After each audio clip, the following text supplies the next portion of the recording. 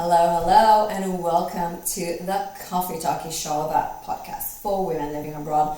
And today we have, like always, a special topic, especially for today.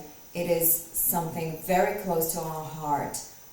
Vulnerable episode.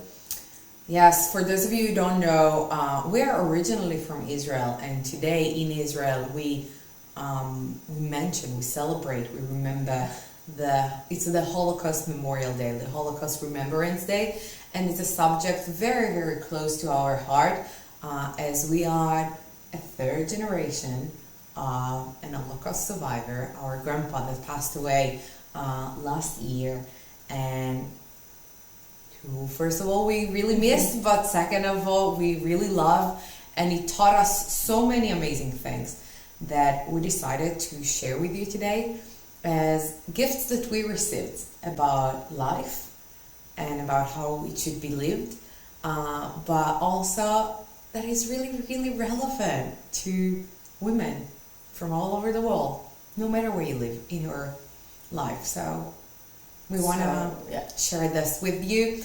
Grab your coffee, maybe tissues, a notebook, and let's begin.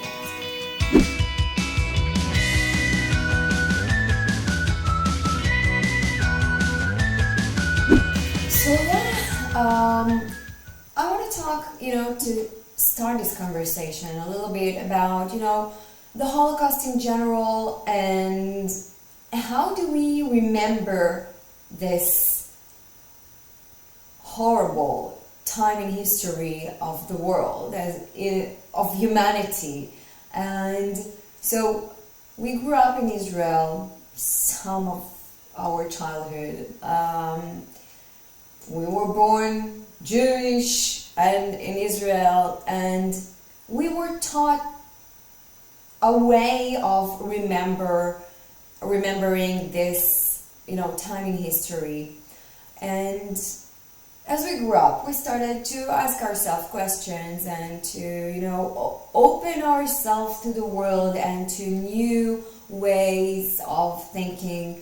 And we also started to talk about this topic with our grandfather, who was, as we mentioned before, a Holocaust survivor. So he was just a kid between the age of 4 and until almost 10, and he didn't talk about this much at the beginning.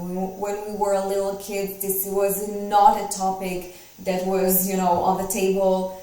We didn't talk about this horrible thing, closed in box. No one can open this, and it hurts. I heard a lot of time our father say, I don't want to talk to my father about this because I don't want him to feel all of this hard feeling, and I don't want to see him hurt again.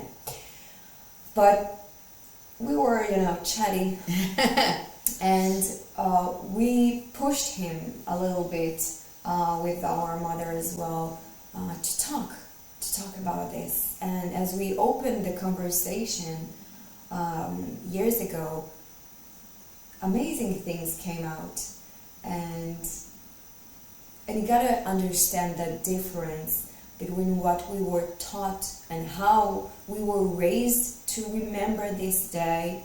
Not in our family. There is this collective way of remembering things, and whether you're Jewish and you can relate to this, or you have a family member that has gone through this, or you're from Europe and it affected your family in different ways, because the Holocaust was just a part of the Second World War. And I had the opportunity over the last 15-20 years to chat with many other persons that are not Jewish but have lost family members in this war, that have dealt with different kind of things. So this war touched so many people, and every single culture, I'll say, or country will remember this in a different way, and the way it has been passed through generations, what you should remember. I know that there's a lot of people that feel a lot of guilt I had a chat about it with a friend just a couple of weeks ago. Some people prefer not to know. Some people never talked about it. And in Israel, the way the collective way to remember was to be super sad. It's a day that usually, like, when you're in Israel, you turn on the radio and like the songs are just like make you cry all day long. Yeah, all the sad songs. It's a national thing. You have to be sad. It's a national grief day. Like you, and it's a day to remember the dead. Yeah. And those who did not survive, and those who, perished in this horrible time, and the horrors that they've gone through. And, I remember as a kid, like, nightmares of the videos and the photos that we've seen that until today, give me the chills, and sometimes I can't sleep because of those nightmares. Yeah. But this is how we were raised, to be sad, to remember the dead, to talk about the horrors, to blame, to be angry, to feel victims, to never forget. Yeah, that's the motto. That was the message that we've, again, as a collective thing, is like, never forget this, and also never forgive. Never forgive. And I don't know. Can you remember the shift? When did it happen to you? So when I studied art and design in Jerusalem, I took a course in memory of the Holocaust.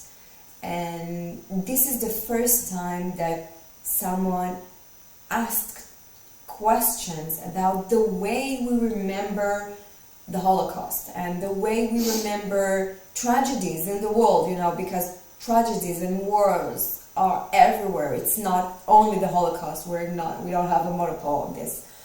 And how we remembered. And this is the first time I understood I have a choice on how I want to remember. So I was already like 25 years old, and I talked a lot with our grandfather about how should we remember? Like, is it something, is it just sad and horrors, or do we want to remember other things? And this was also the time he was actually writing his book. So for years, like we said before, he didn't want to share his story. We heard, little bits of his journey, but he didn't want to go into this. It was painful to him, and he didn't want to share.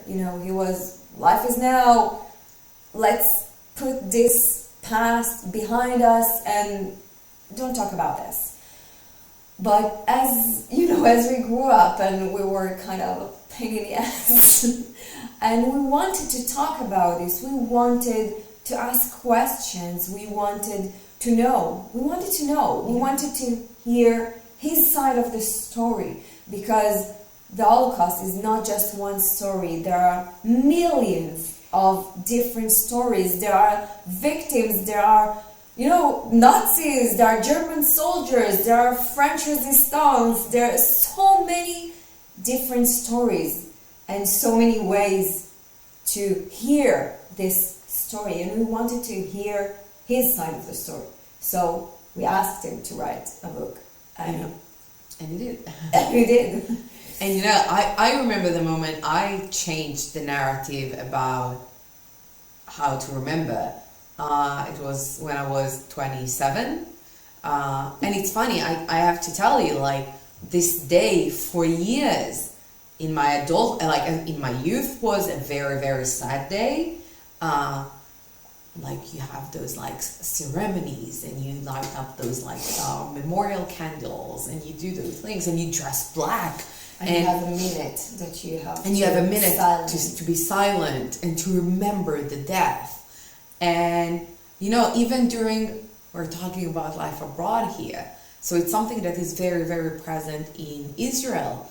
But I didn't grow up in Israel all my life, and even when I really remember Memorial Day when I lived in Dublin, and I made sure that I have the candle, and I'm gonna be sad on that day. And I remember it for 3 years in the UK, where although it was not allowed to light up candles in the accommodations rooms, I would light up a candle and I would be sad, and I would make sure that I hear all those sad songs, and I would make sure that I watch those testimonials movies that are sad, and I would share. Like, I remember, and if you listen to this, how much you mean to me. I remember sitting with a German friend back in London and being like, but we're past that. We're supposed to be in good terms these days. Although my past and although your past, and I don't know what it is, but hey, but I'm Israeli and you're German and we can be friends, and that's amazing. But for years, I've been sad on that day. And the shift happened during my travel to Australia. I don't know if it was the time differences or just the fact that I was living life fully during this travel, and I was about this time somewhere on like a little bit northern to the Gold Coast, on the beach, and there was this maybe I was in Cairns back then, and I remember traveling to Daintree Forest, and it was so beautiful, and so beautiful. I cannot explain to you in words, life. It was so beautiful, and there was this beautiful tree that in a very natural way created a heart from the branches, and I have a beautiful picture there. And I remember coming back to the hostel at night and looking at the pictures that I took, and it hit me that it was the Memorial Day, and that I didn't do any Memorial Day kind of thing. Sad rituals that I used to for so many years. And I was sad because there was one ritual that I haven't done that I really, really felt bad about, is that I didn't talk to our grandpa. So I looked at the time differences and I made sure that I woke up super early, somewhere in the middle of the night, I guess, so I can talk with him, although it was already the day after. And I said to him, I'm so sorry that I didn't call you on that day. This is something I used to do every single year. And his answer was, I'm happy you didn't call. And sorry. And what he said, and that's the moment everything changed. He was like, I didn't went through all of this so you can get to be sad. I went through all of this so you get to live. And if you spend the entire day living, then that's everything that I was supposed to do. And yeah. We promised this is going to be a vulnerable moment, but that's the thing, now I'm super emotional telling you about this, because I just remember this hitting me so heavily and being like, damn it, this is so strong. Life is about living, and I can tell you that from this moment, my entire approach to life changed, but also my entire approach to this day changed. And he said another thing, and you know, like this tiny thing, it was about the memory of the Holocaust, but it was about life, and I think that's what we wanted to talk to you about today, the gifts of life, because the one thing that he said to me, and since then it's with me in every single thing that I do, is that instead of being sad for those who are not here anymore, be happy for what you got to share, what you got to learn. Be happy about what is. Focus on what is instead of what isn't. Live instead of be sad about what isn't. And that's the entire purpose of life. Once you understand it. So simple, right? So simple. We told you to bring tissues. So we should have some as well. At the beginning, we said that we have 3 gifts that we got from our grandfather. We got so much more, but we want to talk to you about today. And this is exactly the first one. It's about life is to be cherished. You know, it's so precious. It's a gift. It's a gift. And you know, it sounds cliche sometimes. People say, yeah, you only live once. Life's a gift. You should live your life and cherish it. And it sounds cliche, but hearing this from someone who went through hell, like proper hell on earth, and as a child, and when he said life is about living it, it's a gift. Enjoy it. Don't be sad. Enjoy it.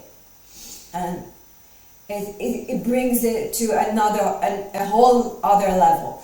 And you know, we talk a lot about this, you know, that our grandfather taught us in the past decade, I think, to live our life. And we say it a lot between us, and even here I think we said it more than once. Yeah. And yesterday, as we were preparing this episode, I said to myself, well, I remember him saying this. I remember your story, and I remember me talking to him about this. And as we mentioned before, he wrote a book, and I thought, well, it has to be in his book. Like, if this was his belief about life, then it has to be in the book. So I'll show you the book, and it's a heavy book. It's a lot. It's written in French, like high level French, okay? Much higher than my French or you know, life abroad. He was an expat in France. He's originally from Poland. This was not his native language, but he learned French and he became so good at it. His level of French is like... He actually started school when he was 12. That's the first time he got to school in a language he didn't know. And his parents didn't know. So, yeah, you can get really, really good in the language if you only choose to. But we'll get to this. So, anyway, I was going through his book yesterday, and I was looking for this, you know, please, tell me, where is this written? Because I want to see your words about life. So, I told you before, I have this weird thing that I'm reading books from the end to the beginning sometimes. I was looking for it, so not really reading, but going through the book, and I couldn't find what I was looking for. But then, like normal people, I opened the book at the beginning, and then I found what I was looking for, because you always find what you're looking for, right? I always find what you're looking for. And for you today, because most of you don't speak French, I guess, I translated it, you know, with the help of Google Translate a little bit, and I'll try to read to you his words. His words. Without my tears. Oh, maybe with some. Oh, you, my fellow being, open yourself to the time and space of the world, to the offered life that must be cherished and embraced with open arms.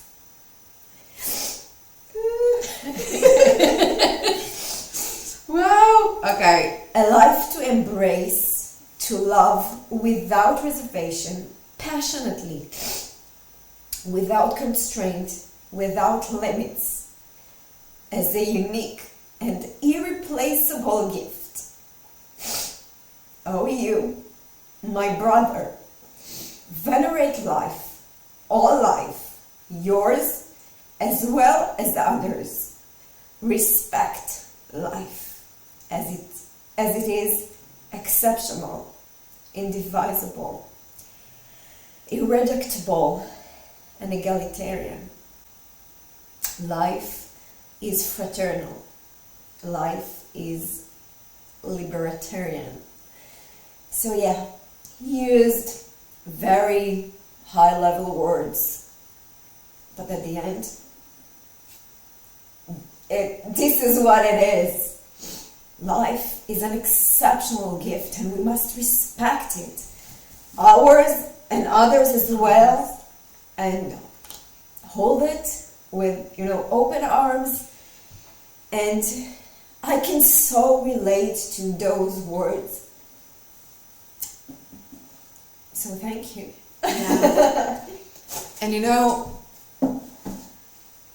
we know a lot of stories from his past, and not all of it, for sure. And I gotta share with you, like an hour ago, Maayan and I were walking on our morning walk, and we talked about it because we prepared what we're gonna talk to you today, and we're saying like he gave us this like notion about life, this formula about life, this idea of life is a gift in so many ways. He accepted us with open arms, just love, even when he challenged us, even when he made sure that we become something in this world. And I shared it with Maayan this morning. I was like, for years, I remember sharing with him that like, I'm studying business and I've studied marketing and hey, I'm working in this huge advertising agency. And I was like, yeah. And he gave me a hug and he wasn't very passionate about it. But he was always listening. He was always curious about whatever we're doing. And then about 2 years ago, when I shared with him that Maayan and I has this vision to help people and to spread positivity and to share a legacy that we didn't even understood fully that this is what we're doing, but that we wanted to make people create a life they enjoy living, and we want to help, we want to share, we want to make people smile. I studied positive psychology and Maayan studied mindfulness, and we've done things. And then I remember him looking at me and being like, yes, you finally got it. This is the thing. This is the key. This is what you're supposed to do.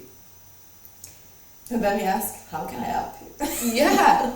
And he was 80 something at the time. And I remember one day getting like a form, like our website was new, and I got like a contact form from the website. I'd be like, I just read everything on your website. I love it. He read our book. He listened to things that we've recorded. He was a great supporter. Yeah. And he's here right now. Yeah. So yeah. That was, the first and biggest gift that we could have asked for anyone, and it took us some time to understand it and to actually put it into place and to actually really live this way. But one of the ways we chose to honor him, his legacy, his memory, is to pass this on, to do this, to share this with as much people as we can, so you too can cherish life. Yeah. And you know, when we say, Maayan talked about the cliche of life, we only live once. I want to invite you to think about it in a different way. We only die once. That's a fact. All of us, here, there, you listening, we will all move to something else at some point. Whatever you want to believe in. We only die once. We get to live every single second until this. Every single moment. When you open your eyes in the morning, it's a gift. If you decided to be alive today, then live. You decide to live. And then you make whatever you want to make out of it. It's a choice. It's a decision. It's not like, and it will get us to the second point, but it's life. It's what you decided to be. And if you woke up this morning and you decided to listen to us, then first of all, thank you. But great choice. Great choice today. But even if today was horrible, even if last week was crappy, even if you know that you have like so many things to do, instead of surviving, start living every single day, every single moment that you can. This is it. You don't get a do-over. Just live it. Yeah, thank you. It brings us amazingly to our second gift that we wanted to talk about, is about life is not the circumstances you're in. It's not the situations you're in. It's what you decide to see in them, to act in it, how you want to behave, how you decided to be. Again, it's not the circumstances, okay? It's not this around you. It's what you choose and you decide to see in it, and how you choose to live it. The meaning you give to the circumstances, the meaning you give to the situations. Because, again, we're talking here about the Holocaust. I think every single one of you can imagine that the circumstances where atrocities, hell on earth, I think no one can imagine those kind of things. Yeah. And we won't minimize what it was. No one, and this is something that is said a lot.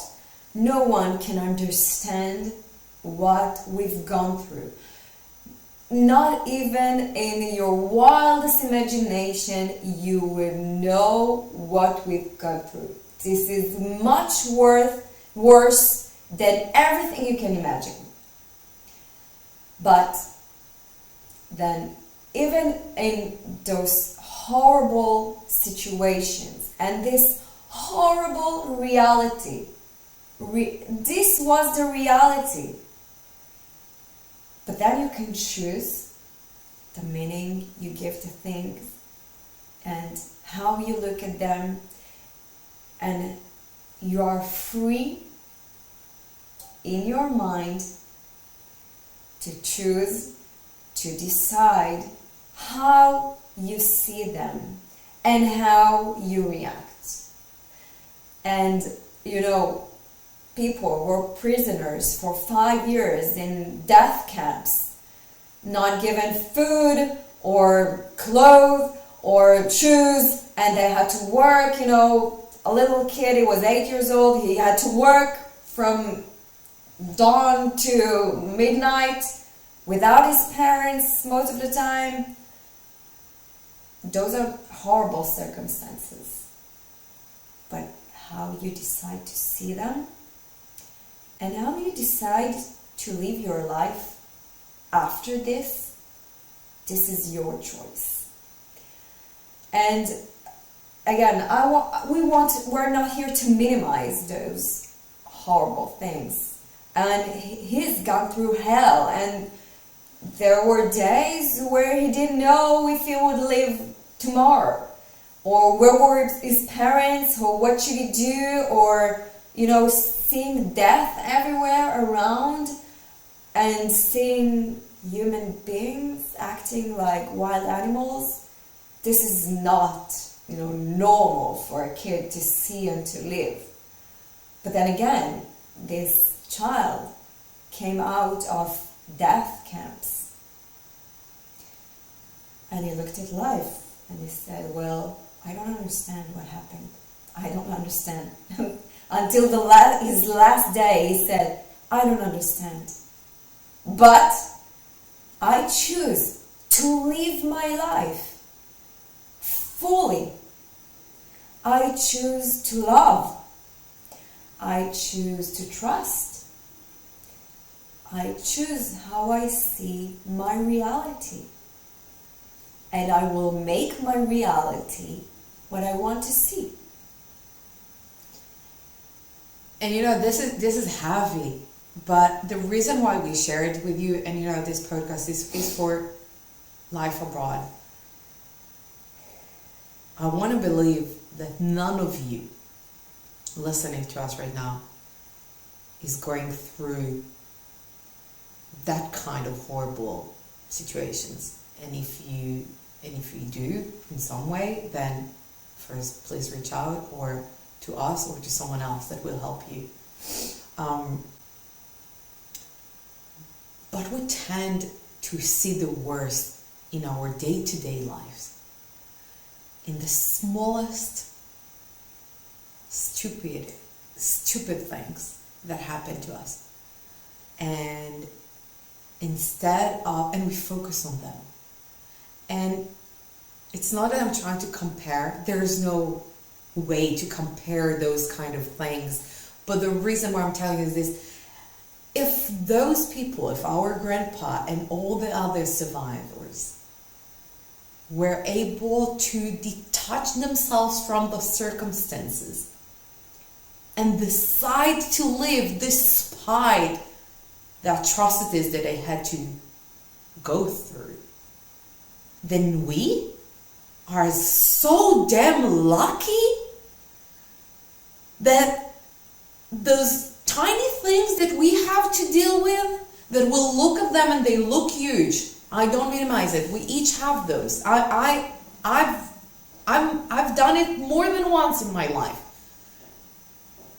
We get to choose how our life is going to look like despite the circumstances.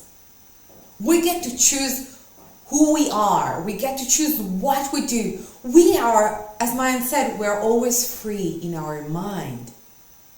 We decide, we can imagine, we can live through those filters that we make. If you want to look at everything like it's a blessing, that's how life is going to be with you, for you.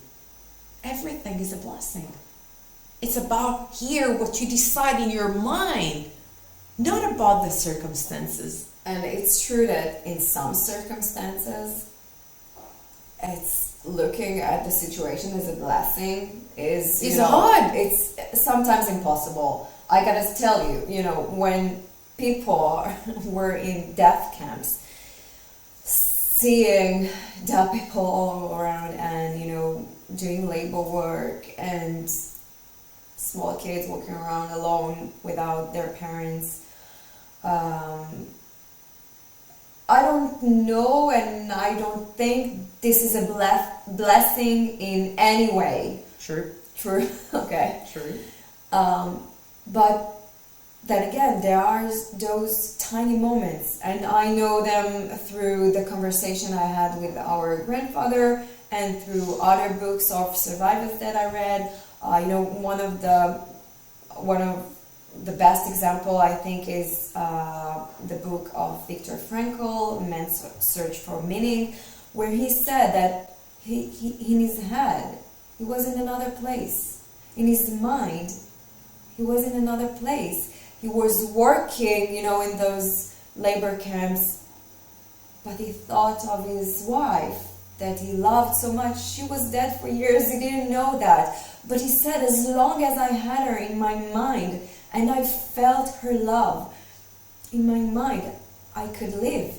I had a meaning and I could live. And I know our grandfather, he talked a lot about those tiny moments where he saw someone that cared for him, a stranger that came and gave him, a piece of bread, and he gave it a meaning that, hey, someone cares about me, someone is taking care of me. I love that.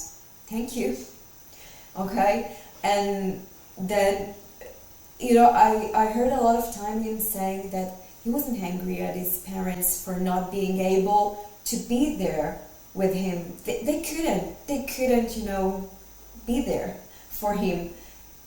So he had to be all on his own. So he could, live his life after this in anger toward them. Why did you leave me? Why did you left me all alone to deal with those horrible things? But he didn't. They both survived. He saw them after the war, and he wasn't angry. He chose to deal with it in another way. He chose to see small moments, and to remember his mother's recipes. He ate a piece of potato and remembered that they were making, family dinners. And in his mind, he was sometimes in another place, which, enabled him to survive.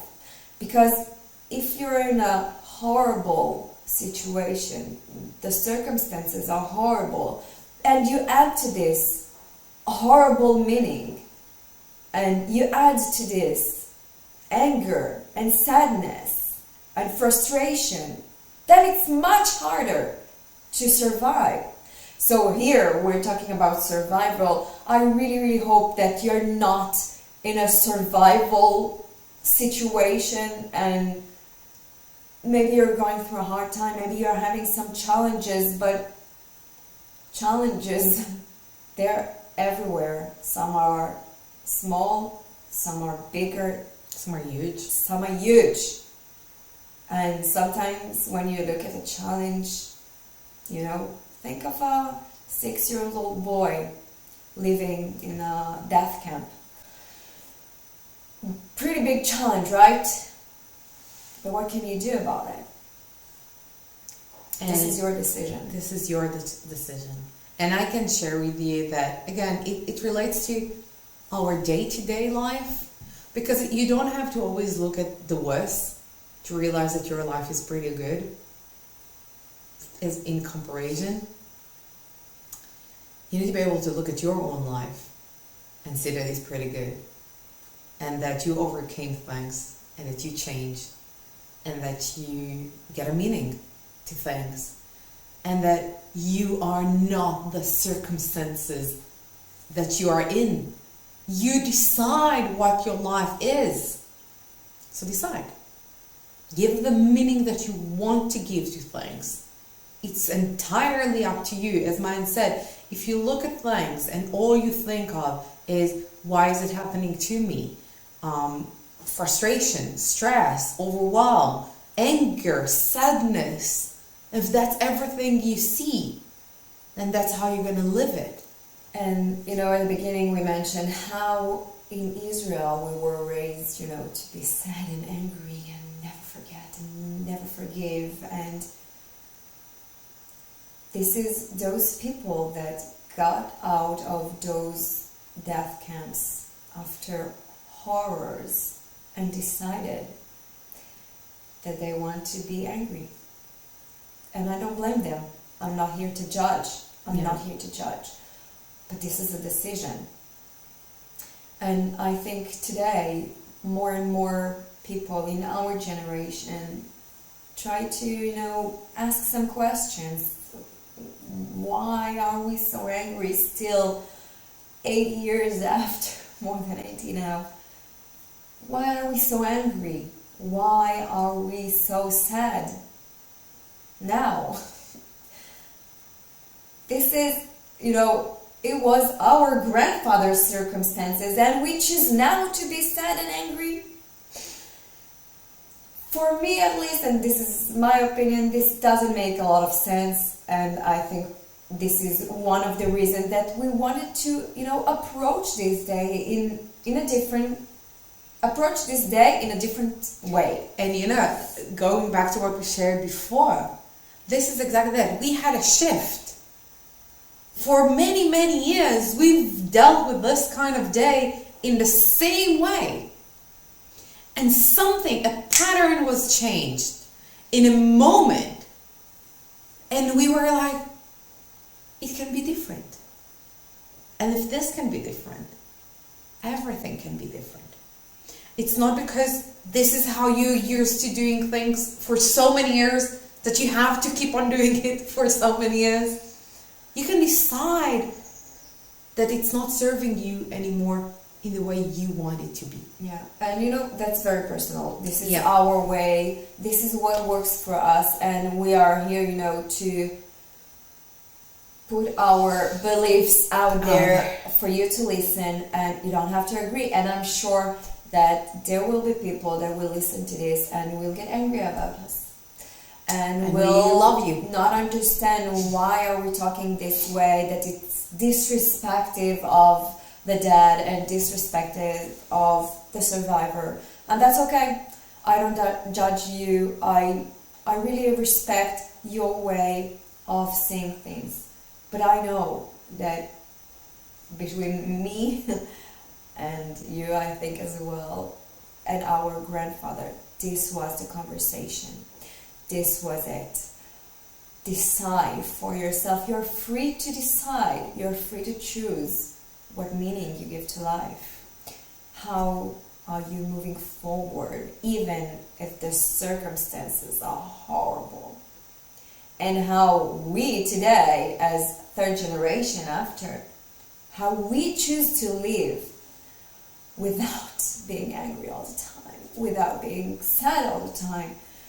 And it takes the number one gift that we tell, we choose to live.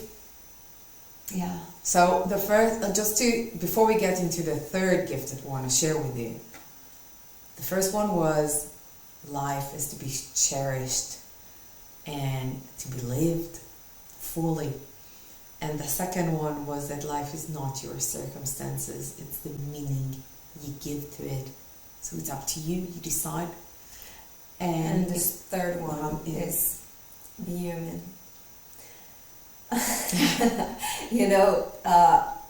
Our grandfather has walked out of Buchenwald after the war.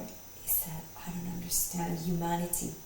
I don't understand human beings. Why on earth would a man do this to another man? Like Jewish people are men, German people are men. It doesn't mean if you're from France or Poland or Germany or Hungary or Greece. We're all human. And he didn't understand, how the Nazis saw it another way. And how people, just like me and you today, were part of this craziness for so long in such huge, scale. He didn't understand. So he went to study biology. He said, if I can't understand human, I'll try to understand the biology of it. How does the cells? How does the body works? Maybe I'll get my answer there. He didn't get his answer there. He studied for years, had his PhD in biology, researched for years, but he didn't understand humanity. But one thing he did understand is that he decided again, and that's the legacy that he gave to us. Be human. And what we mean by that is be good. Be a good human.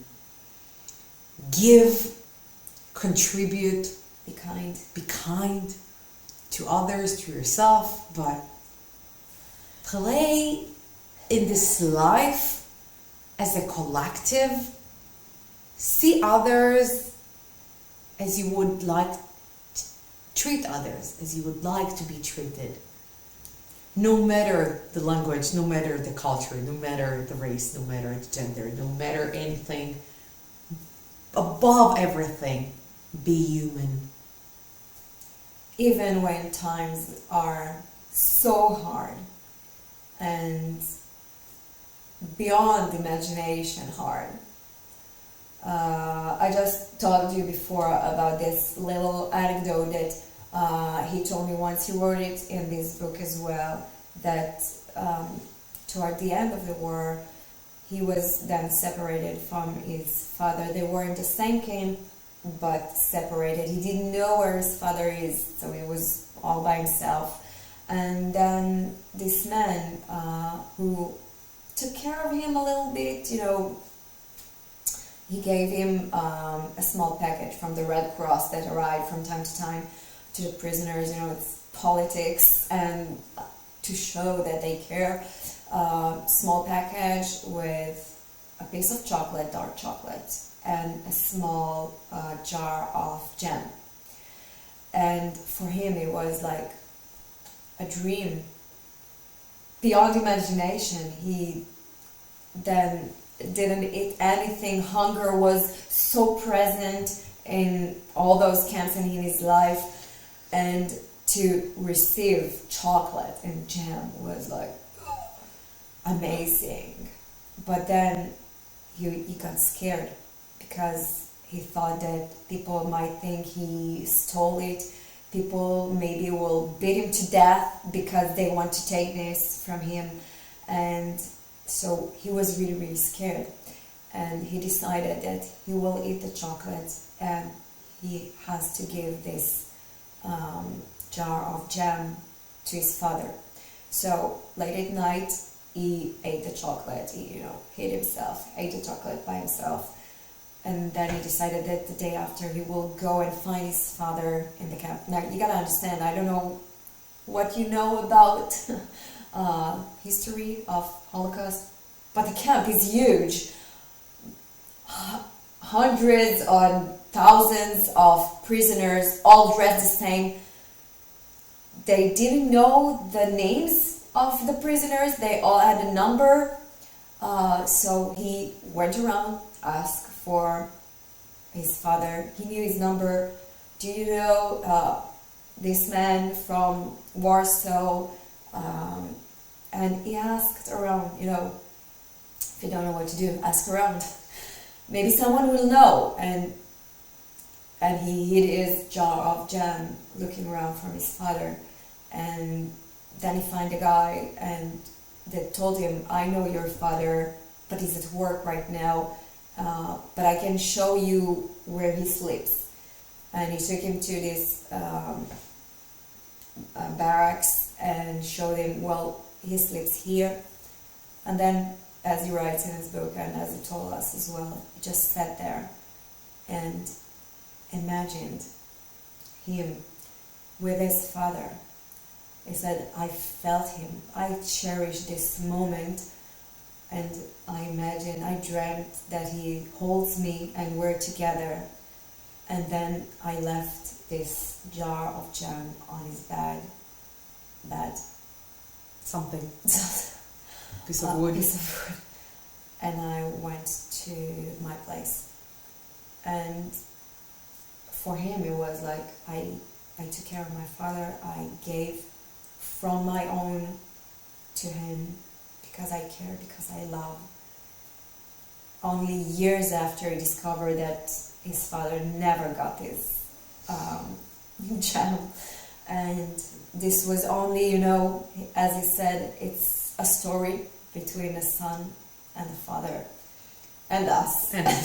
And But I think that the meaning of it is in two things. Is one, even when you have so little, you can always give. And the meaning again that you give to those moments, they make them huge.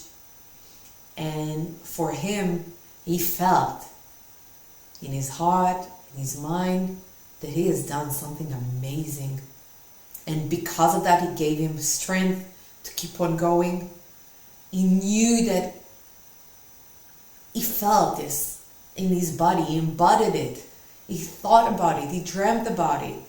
He felt like he's done something, he saved his father with this gem. And it doesn't really matter if the other side so receives it. Yeah. As long as you give. Yeah. Because you can only control yourself, you can't control everything else.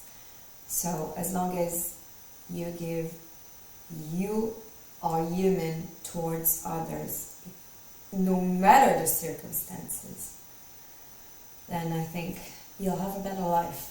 You'll have a beautiful one, even despite the circumstances. Absolutely. And, I miss you, Grandpa.